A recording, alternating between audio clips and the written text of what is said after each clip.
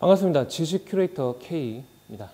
예, 제가 어떤 최신 기술 트렌드와 어떤 사회적인 이슈와 또 시사점에 대해서 짚어드리고 있는데요.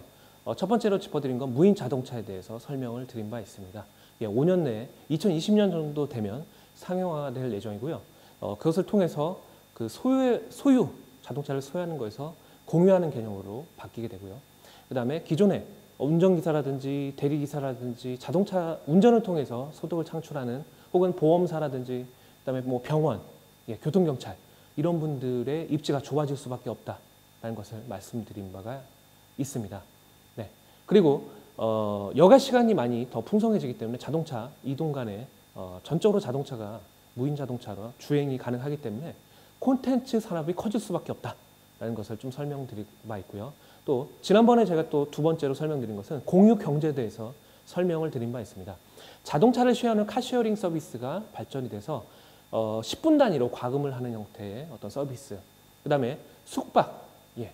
그래서 숙박을 이용할 때도 에어비앤비라는 그 숙박 업체의 시장 가치가 210억 불에 이른다고 했었죠. 반면에 힐튼 호텔 쪽이 219억 불. 거기에 육박할 만큼의 엄청난 지금 시장이 형성되고 있다는 거죠. 우리나라도 내가 사용하는 방, 우리 집에 사용하는 방이 남았을 때 외국인한테 빌릴 수 있는 그런 형태도 가능하고요. 그다음에 물품 서비스, 물품을 또 공유할 수 있는 어떤 강서구 그리고 그 성남의 한 단지에 대한 설명을 드린 바가 있습니다. 그래서 택배사 그리고 유류업체와의 계약을 통해서 저렴하게 서비스를 받을 수 있는 형태가 이제 공유 경제. 그리고 내가 사용하는 어떤 비싼 고가의 물품, 그게 자동차가 될 수도 있고요. DSLR이나 어떤 고가의 카메라가 될 수도 있는데 서비스하는 업체에 올리면요. 그 주변에 있는 사람이 누군가를 사용하기 원할 때 예를 들면 내가 30불이 뭐 하루 빌리는데 필요하다. 35불 하면 이제 사용자 입장에서 제일 싸거나 혹은 좋은 어떤 모델을 선택을 해서 사용할 수 있다. 예, 이런 것이 이제 공경제 모델이면요. 예, 오늘 제가 설명드린 부분은 로봇 산업에 대한 부분입니다. 보통 로봇 산업 같은 경우가 이제 또 어떤 이것도 직업하고 또 좀 맞물리고요. 여러 가지 새로 뜨는 직업도 있겠지만 없어지는 직업에 대한 부분도 좀 설명을 드리고자 합니다. 일본에서 어떤 자동화, 그러니까 그 공장에서 그 자동화 시스템의 구축이 들어가면서 한 대가 들어가면 23명의 잡이 없어졌다고 합니다. 예, 그 통계에 의하면요. 그러다 보면 생산직 직원들이 기본적으로 입지가 좁아질 수밖에 없는 거죠. 예, 생산직 직원들이 자동화가 되기 때문에 심지어는 지멘스라는 세계적인 그 업체 같은 경우는요. 제가 사진을 본 바가 있는데요. 마치 연구소 같아요. 근데 알고 보니까 거기는 공장입니다. 그건 뭐다? 전자동화가 이루어졌기 때문에 사람은 단지 그 시스템적으로 문제가 없는지 컴퓨터 시스템 체크하고요. 그다음에 어떤 불량, 어떤 그런 현황을 그냥 수치적으로 그게 다 나오기 때문에 굳이 예전처럼 뭐 조이고 뭐 납치하고 이런 것들이 없어지는 거죠. 네, 그런 현상들이 좀 벌어지고 있다는 것을 좀 설명을 드리고요. 미국 같은 경우는요. 캘리포니아주가 지진이 좀 많아요.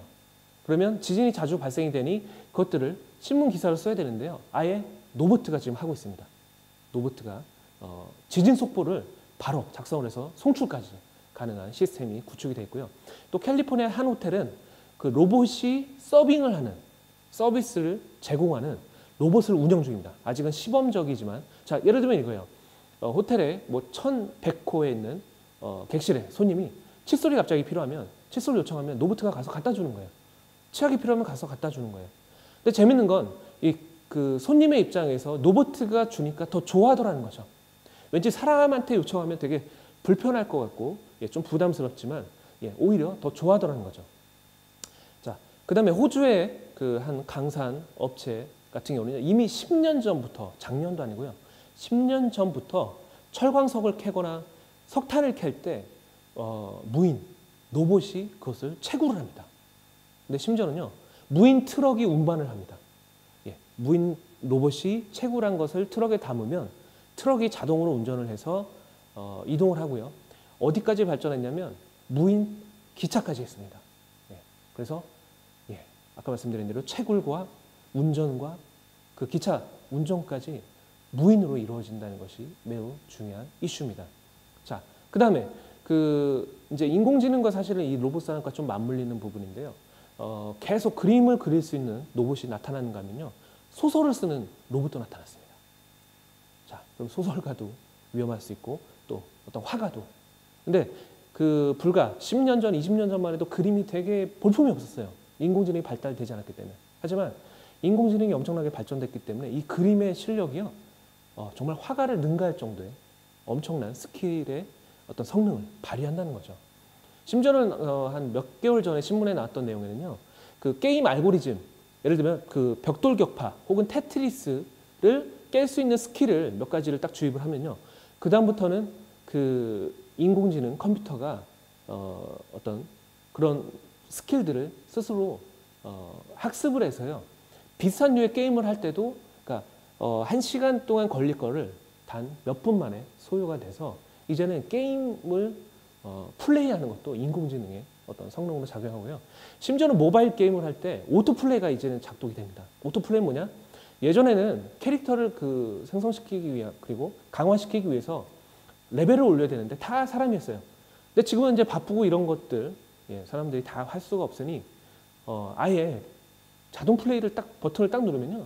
기가 막히게 뭐 보스도 막 깨고 적들도 물리치고 이런 현상이 벌어지더라는 거죠. 자, 그 다음에 이 사회에 미칠 영향력에 대해서도 한 가지 좀 설명을 드리면요. 예전에는 디지털 디바이드라는 용어가 있었습니다. 그게 뭐냐? 디지털을 활용하는 사람과 활용하지 못하는 사람의 차이점. 거기에 따른 소득이 엄청나게 차이가 난다는 거죠. 디지털을 잘 활용하는 사람, 그렇지 않은 사람. 거기에 따른 소득이 매우 차이가 난다는 것을 말씀드리고요. 자, 그거의 연장선에서 보면 이제는 로보틱스 디바이드라는 용어가 나옵니다. 그건 뭐다?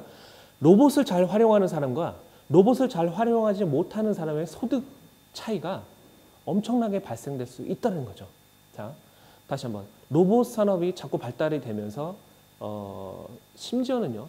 비관론자들은 우리가 갖고 있는 직업의 3분의 1이 없어진다고 합니다. 자동화가 이루어지면서 아까 어떤 형태의 직업군인지는 제가 설명을 드린 바가 있고요. 예. 그리고 로봇 산업을 그리고 로봇을 잘 활용하는 사람과 활용하지 못하는 사람의 수입차가 미국의 한 전문가에 따르면요. 로봇을 잘 활용하는 사람의 소득이 90%, 로봇을 잘 활용하지 못하는 사람은 10%의 소득밖에 발생이 되지 못한다는 것이 매우 중요한 인사이트입니다.